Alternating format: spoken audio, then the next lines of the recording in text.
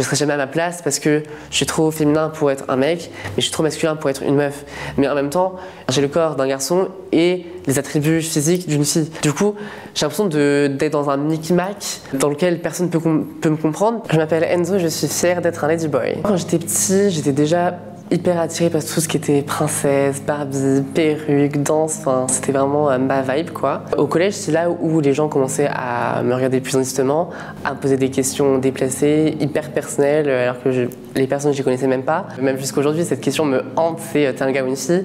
Moi je suis arrivée au collège en étant un enfant, je me posais même pas ces questions là, j'avais autre chose à faire. J'ai vraiment commencé à me maquiller, à plus m'assumer, à m'habiller comme je veux et à tester plein de choses en fait. Et je me souviens vraiment, ce prof des SVT, j'arrive après les vacances qui me dit « Ah, on est devenu une fille pendant les vacances ?» Et moi j'étais là en mode genre « D'accord, venant d'un prof d'SVT ?» Enfin, je sais pas, enfin, tu nous enseignes l'évolution, tu nous enseignes tous les caractères sexuels, etc. Enfin, genre, s'il y a une personne bien placée pour pas dire ça, c'est bien toi, tu vois. Sinon, c'est les autres professeurs qui me faisaient des petites remarques. Ton haut est un petit peu court, tu mets un petit peu beaucoup de maquillage, c'est peut-être un petit peu trop, tu vois. Bah, en fait, moi, je m'en foutais. Bah, moi, j'étais en mode, bah, tu me dis d'en mettre moins, j'en mets plus. Moi, je suis juste là pour vivre ma vie, je suis un enfant, je suis au collège, voilà. Si je vis pas ma vie à fond maintenant, là, loin de toutes les responsabilités d'adulte, bah, je vais faire ça quand, tu vois. Du coup, bah, j'ai continué, j'ai commencé vraiment à me maquiller de plus en plus, etc.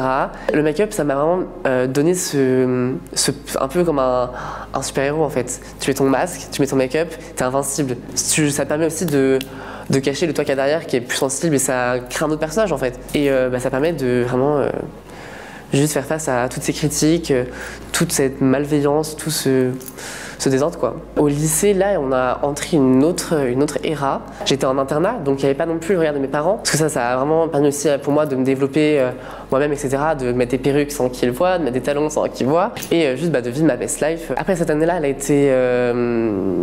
elle s'est stoppée par le Covid, on est tous rentrés chez nous et du coup c'est là que j'ai dû faire face à mes parents, là c'était un peu plus compliqué. C'était toujours des petites réflexions par-ci par-là de tu mets du maquillage, machin. Et il y a vraiment eu des moments où c'était vraiment compliqué pour moi quoi. Et mon père que je porte des talons au lycée c'était un scandale, c'était scandaleux, c'était le lycée c'est pour les cours, c'est pas un défilé de mode, c'est pas un cirque.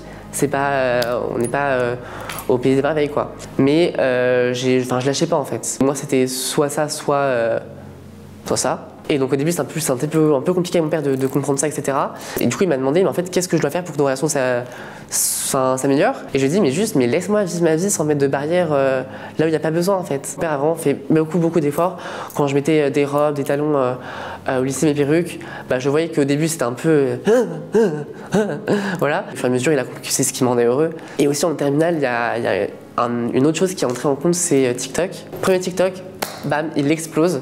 Et du coup, j'ai continué à faire des looks, etc. Sur TikTok, je fais principalement des contenus transition, donc avant, pas de make-up, transition, make-up. Avant, on voyait un garçon, entre guillemets, et qu'après, on voyait une fille. Mais une fille, tu la croiserais dans la rue, tu te posais même pas la question, quoi. Et du coup, c'était ça, ce choc sur lequel je jouais. Et aussi, je jouais aussi sur la question que tout le monde avait, est-ce que c'est un gars ou est-ce que c'est une fille? Parfois, je disais, je suis un gars, parfois, je disais, je suis une fille. Je perpétuais le mystère et le suspense pendant des années, quoi. Au début, c'était un peu bizarre parce que moi, dans ma tête, je me vois jouer un garçon. Et c'est sur les réseaux que du coup, je me suis vraiment rendu compte que j'avais vraiment des caractéristiques hyper androgynes et qu'en fait, en y repensant, même quand j'étais petit, que des gens me voyaient, c'était toujours ah, elle est belle votre fille, ah non, c'est mon fils. C'était vraiment toujours ça. C'est tellement devenu une routine dans ma vie que je me posais même plus la question. Et c'est quand j'ai commencé à un peu plus grandir, à plus avoir des relations, etc., que là, ça m'a plus posé, enfin pas posé de problème, mais ça m'a plus questionné sur moi-même et sur comment est-ce que les autres me percevaient, parce qu'en fait, dans le monde LGBT et tout, il y a quand même des trucs un peu malsains où des hommes qui cherchent des mecs efféminés, mais ça c'est hyper malsain parce que c'est un peu, c'est un fétichisme à moitié. Mais enfin, toi t'es juste là en étant toi, tu vois, tu veux pas être un fétiche pour personne. Ou justement des mecs hétéros qui viennent te voir en pensant que t'es une meuf, qui te draguent toute la soirée. Et qui quand apprennent la vérité, enfin la vérité entre guillemets, parce que c'est quand même compliqué d'annoncer ces choses-là parce que tu sais pas comment la personne peut réagir.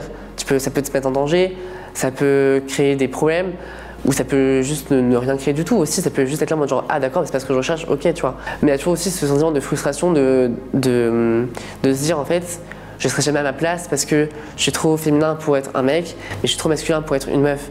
Mais en même temps, j'ai le corps d'un garçon et les attributs physiques d'une fille. Du coup, j'ai l'impression d'être dans un micmac dans lequel personne peut me comprendre. Et du coup, c'est un peu compliqué d'avancer en étant en perpétuel questionnement sur soi-même en fait. Sur son identité, sur son genre, sur ses représentations sexuelles, sur tout en fait. Du coup, maintenant, c'est pour ça que en fait, je me dis, je suis trop star pour le monde. Non, non, je me dis juste que en fait, pour moi, le mieux, c'est de pas me mettre d'étiquette ou quoi, et juste de vivre mon androgynité à fond en fait. Et que si un jour il y a quelqu'un que je rencontre qui m'aime pour ça, c'est voilà quoi. Je me colle pas d'étiquette parce qu'en fait, même moi maintenant, je sais pas comment je me définis en fait. C'est pour ça la première question que tu m'as posée, c'est quels sont tes pronoms, comment tu t'identifies, je sais pas quoi dire quoi, je sais pas parce que il ok, elle ok, enfin les deux me conviennent. Quand on dit il, ça me raccroche à genre qui je suis biologiquement quoi. Quand on me dit elle, c'est plus mon apparence entre guillemets tu vois.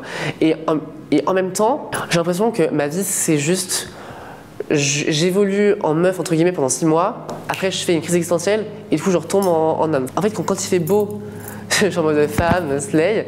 Ensuite, dès que c'est l'hiver, je suis en dépression.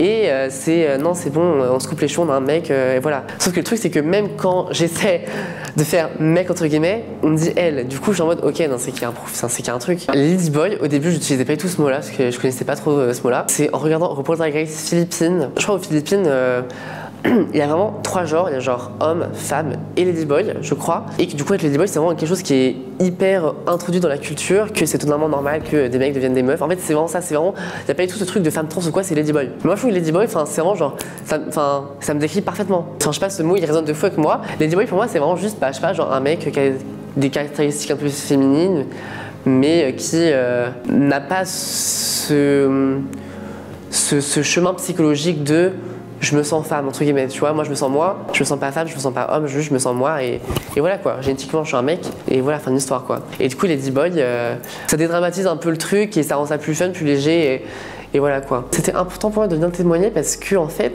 tout ce qui est identité de genre, etc., c'est des choses on entend de plus en plus mais pas encore assez parler. Je pense qu'il y a pas mal de personnes comme moi qui sont un peu perdues entre transidentité, mec, machin, qui savent pas trop où s'y retrouver et que ça se trouve, quand moi je vais raconter mon vécu, ils vont être là en mode ah ok mais c'est carrément la même en fait. C'est ok d'être en questionnement et genre de s'identifier à quelque chose à un moment donné et de revenir sur cette décision plus tard en fait.